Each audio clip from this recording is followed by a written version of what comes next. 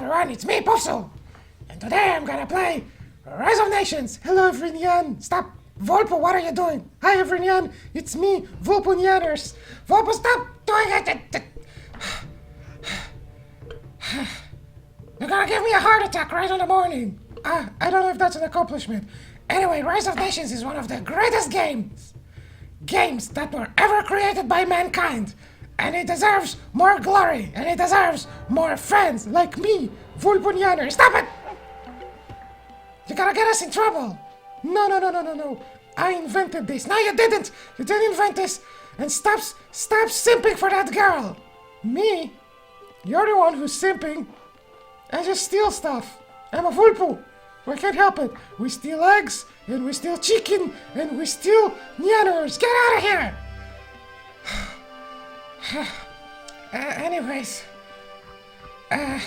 if I remember correctly, it was made by, it's been over 20 years, or around 20 years, and was made by people who had a background of creating the Civilization games, and they wanted to make a proper, real-time Civilization game.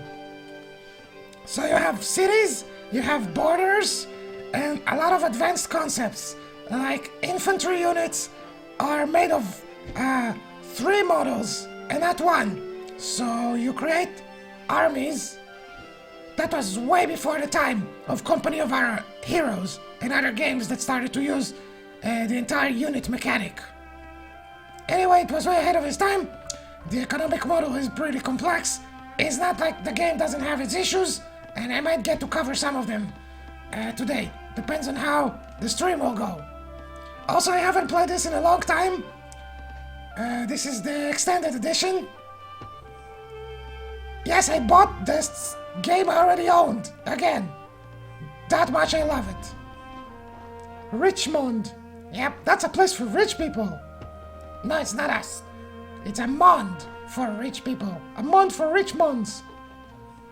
Okay, Popo, okay. That's the best I can do this early in the morning. Didn't you have coffee? Yeah, but I think the effect is wearing off.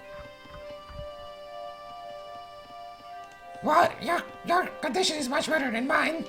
Barely got any sleep. Oh, you were late night partying. I guess you can say that. I spent time with friends. Wow. Like real friends? No, mostly imaginary friends. Very good imaginary friends. Imaginary friends? What are you, some kind of pervert?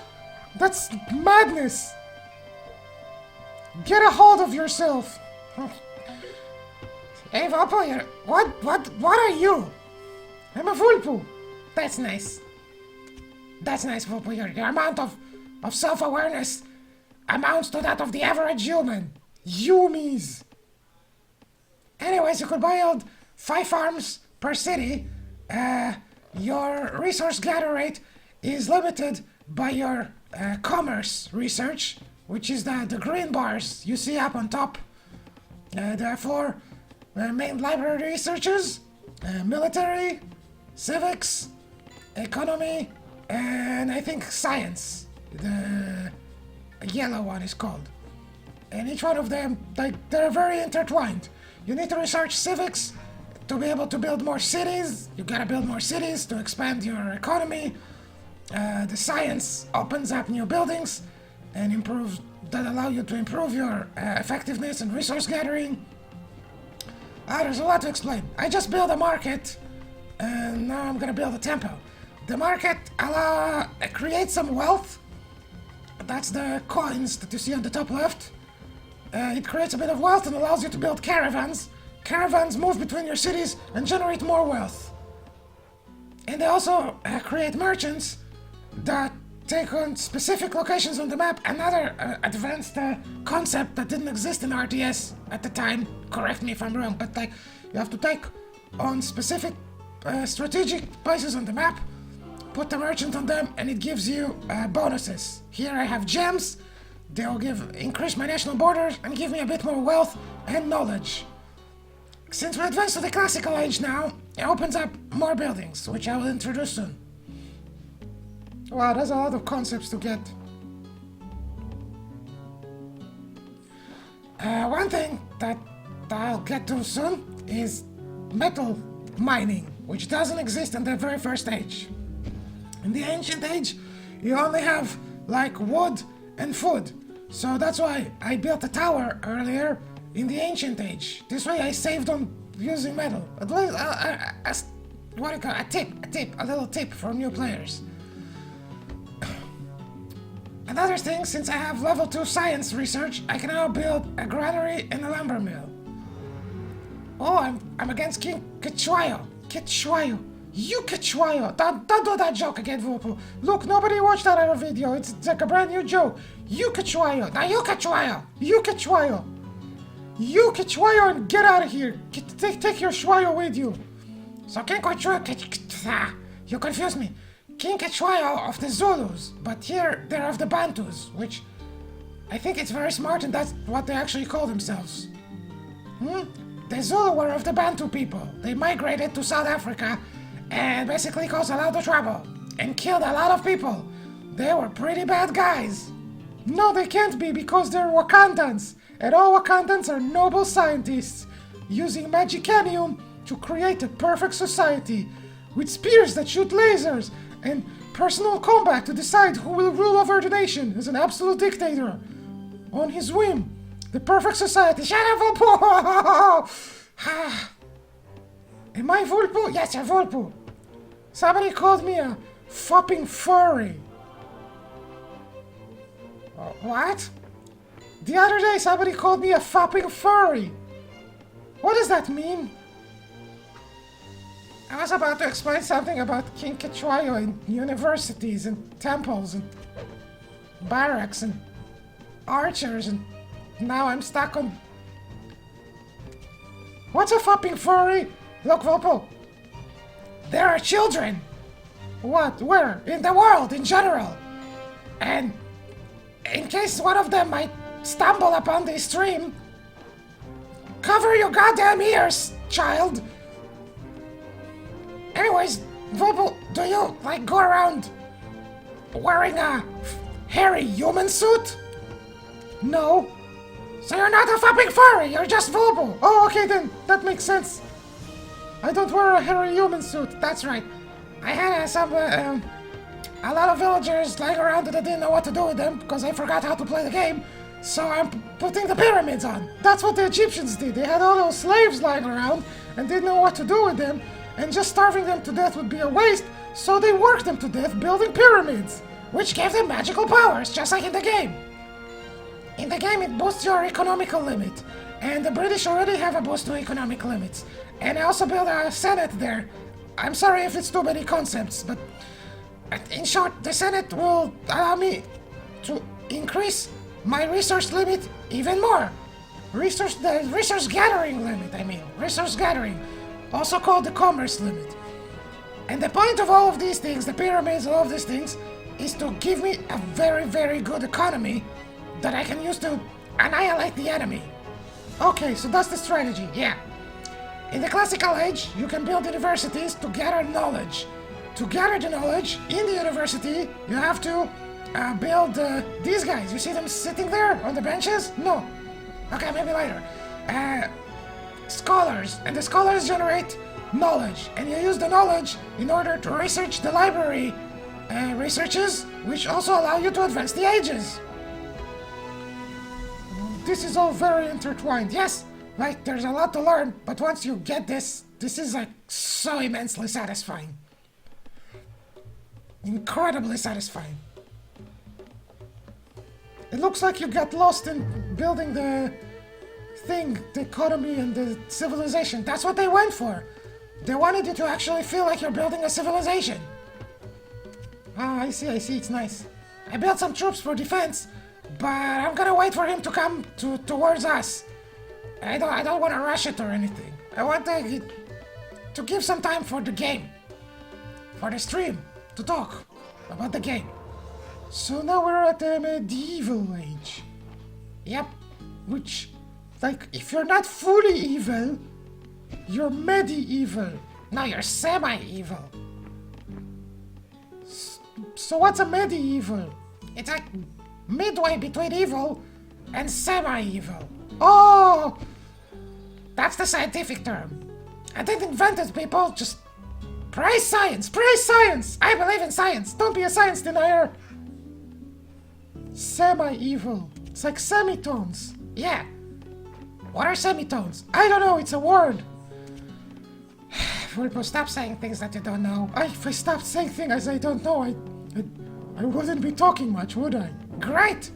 That sounds wunderbar! There you go again, saying things I don't know. Wunderkind! I only know those chocolate eggs. Kinder. Kinder! Yeah, shut up! So, everyone, to the stop!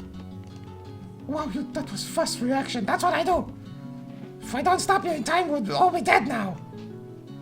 So, I get a general or a leader of the nation, and I'm gonna try to raid him.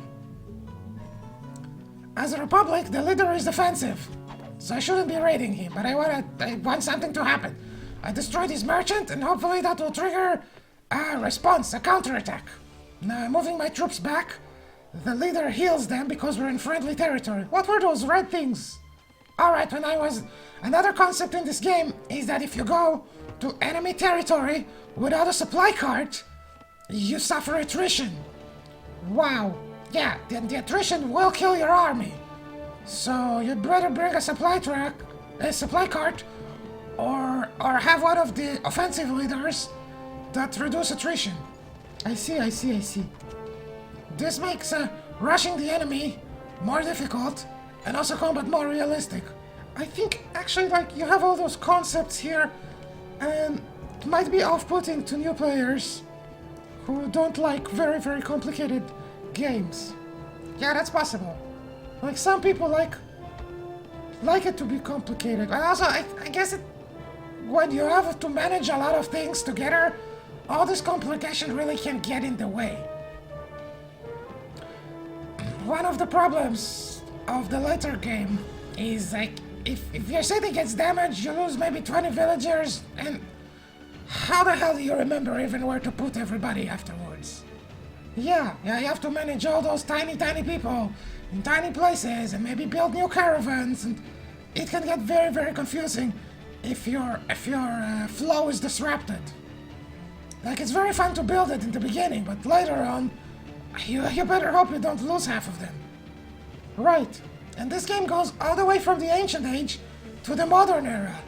You get to airplanes, tanks, and even nuclear weapons. Wow, yeah, you can nuke cities, and everything gets wiped out, and then what are you gonna do? If you're in the middle of a competitive match, you're gonna start rebuilding everything in that city the way it was? How do you react? Maybe you're not supposed to. Maybe it's just not possible.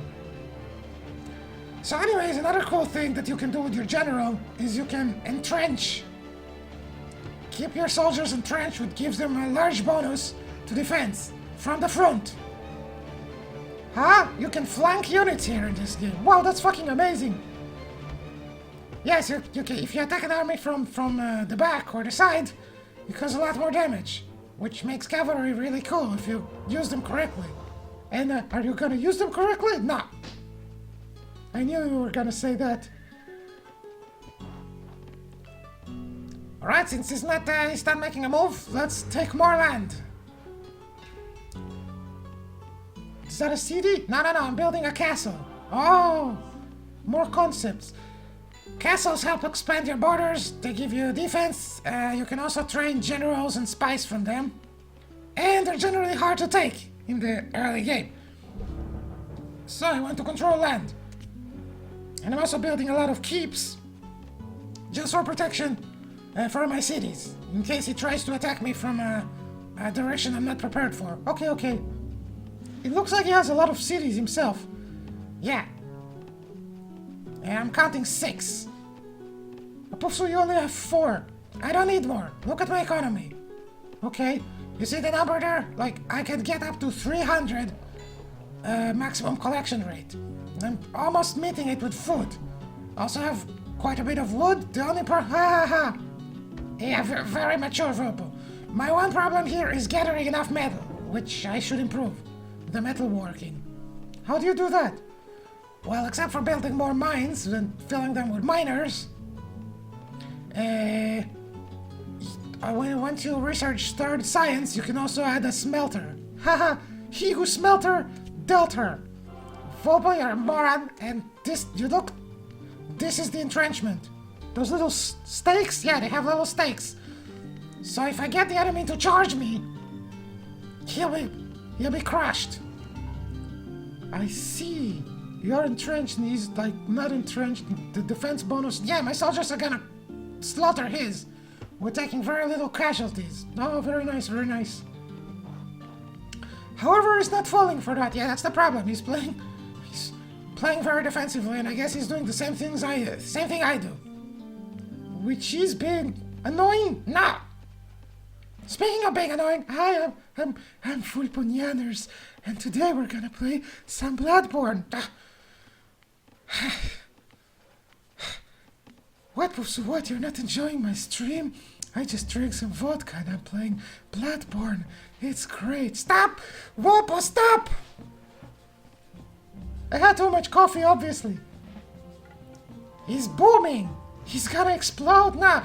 He's building his economy. And when he has an economic boom, then he's gonna build a large army and overwhelm me, which is the exact same strategy I'm using. Oh. However, you're a Pufsu and you have pyramids. That's right. He cannot outsmart a Pufsu with pointy pyramids. I see your gather rate is improved. It's like 220 for metal. A lot of wealth. Yeah, the British are very good at generating wealth in this game. And you can use wealth, beside the research and all that stuff, to trade in all the other resources. Excellent. Which is what the buy sell menu on the top left shows. By the way, a lot of these are features of the expansion. Like in the original game, you didn't have all these convenient little menus that made everything accessible. So you had more time to learn the concepts. But once you master the concepts, then having all the little UI tidbits on the screen makes it really easier to control the game. I see. What are you doing now? I had more extra resources, and because he's not attacking, I'm building another wonder. I chose the Colosseum because it's not gonna give me an overwhelming advantage. It's gonna help me expand my borders, and also put pressure on him, because this game has, like many other games, a wonder victory. Can you explain what we're seeing on screen? Yeah, this is my spy. This was my spy. Well, you're really exploiting women here. The spies are female models. They go into enemy territory. Besides giving you information about his land by scouting, you can also bribe. They can plant informers in buildings or units, and then you have the same site that the building has, so you can basically spy on what the enemy is doing. Very clever concept. I see. And they can also, like, bribe units to turn to your side. Oh, yeah, but if they do that, they get exposed. Or if they go near a scout tower, they also get exposed, which is what happened to my spy before. And once they're exposed, they can be attacked and killed. Okay. The counter to the spy is the scout. Which is why I have one scout in this army, in case the AI sends spies against me. I see. Cuirassiers, yep. Cool. They look awesome. They look like the French cuirassiers from Napoleon's time. Yep. But you're British. Well, there are different units for different civilizations.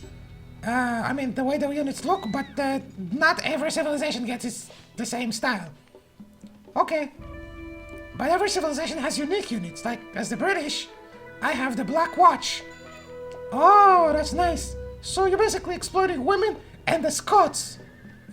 Okay. Very good, Volpo, very good. You see the supply cart? Yep.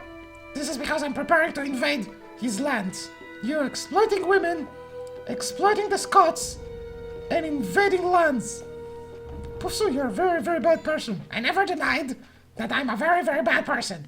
In fact, that's my main selling point. AI still doesn't fall for your tricks. Yep, so I'm gonna use artillery. Another concept is we want to capture towns. Yeah, you don't destroy towns, you capture them. Oh, okay, you flip them to your side. You occupy them. That's nice. In order to do so... What, you were waiting me to do follow-up questions? Yeah. Oh, I'm sorry. I was concentrating on the other. Stop! What is wrong with you? I think I like her. She drinks on the job. Just like you. So she reminds you of me. Yes, and I love you. Oh, Volpo, you are truly lost. So in order to force the cities to surrender, I'm going to bombard them with cannons. Oh, okay, early game artillery is used to destroy buildings and force cities to surrender. Later games artillery, like cannon, can also be used in the battlefield. There's only one type of artillery in the game. There are no multiple types of artillery, like in Age of Empires 3, which, I don't know, can be good or bad, depends on how you see it. It simplifies things. Okay, so artillery is just one type. Some of his units are like translucent. Ah yes, another feature, another special ability of generals is to create decoys. Oh, I see, but because I have scouts, I could spot them. Oh, so it's not very useful. It's useful if there's no scout around here. You can perform, what do you call those? Diversions. Trick your foe to think that you're attacking him while it's an illusionary army. Oh, like the Protoss do in StarCraft. Yep. It's a concept of the art of war and tricking your enemy. This is like really complex. Yeah, multiplayer can be very... like there are many ways to go about. I guess it's immensely satisfying, but also like can be very difficult to predict what's gonna happen next. There's a lot of innovation here. Yeah, you can see lots of innovation. Perhaps too much innovation. Maybe that's why it didn't really become the most popular game. Speaking of innovation, there we go. We went past the Enlightenment Age. We're now in the Industrial Age. And don't confuse it with the Industrial Age in Age of Empires 3. We're talking tanks, armored cars, early aircrafts, and the oil wells.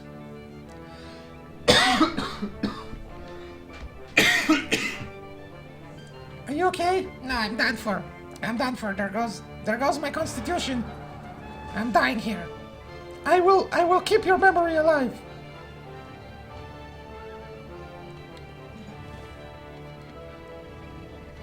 So generals, supply trucks, artillery, several kinds of infantry. Yes, and in the Industrial Age they added machine guns. Oh man, more types of infantry. Yeah, there are machine guns and flamethrowers against buildings. Wow, and once you get oil, you can upgrade your cavalry to tanks, which is what the Polish should have done. Yes, although apparently they didn't really have that many cavalry divisions fighting panzers, but good joke nonetheless. They have a giant man there. No, it's a Colossus. It's another wonder. Oh, from the show. Don't say the name. I don't know if we're allowed to. Okay. The original Colossus was a giant bronze statue. I forgot, next to a Greek city. Isn't that a myth? No, I think it was real and it collapsed in an earthquake. Very ancient thing. Oh, that's nice. Colossus is also an economy booster. Basically, he was also going for a wonder victory, but I just decided to destroy civilization because, you know, we have to finish the stream. If this were a regular game, I'd probably play for 20 more minutes, but we need to finish the stream. Okay. So these are World War I tanks. Yep. Can you do World War II tanks? Yeah. In the next stage, you can upgrade them to World War II tanks, and also you get more types of airplanes. I see biplanes. Yeah, biplanes. You get World War II airplanes, and also bombers. Man, there are a lot of things here. Look, I think you can get lost in this game for hours. Yeah, true. What did you killing civilians again? Look, they're driving right into my army. I see an airfield. Siege factories. Okay. Okay, interesting. Lots of stuff. I think we should do another stream. Because we try to introduce the concepts here. Yeah, you were talking about VTubers all the time. Because I'm a VTuber! You're not a VTuber! I'm virtual and I'm on YouTube. Do you have like a 3D model? That's cute? No. Oh wait, I'm cute! No, not... I meant the dirty kind of cute. Oh! Yes, no, you don't have one. So you're not a VTuber. Hi, I'm Volpon Yanners, and I have a sexy, dirty model. No, you don't have that. Stop. I'm gonna drink vodka and play Bloodborne. Go ahead. You gotta get 1 million subscribers. You gotta get 1 million imaginary subscribers. I'm just gonna build a Colossus then. Go ahead, build a Colossus. That's right. Gonna build a Colossus, and I'm gonna use space magic to bring it to life, and I will crush my enemies. Volpo, I am the one with the aspirations to annihilate mankind. All right, I took your part. What are we gonna do now? I don't know. You stole my identity. I am distraught. Oh, by the way, he has about 5 seconds to take his capital, or he loses. And he loses. We're done. Please like and subscribe. I hope you enjoy the stream.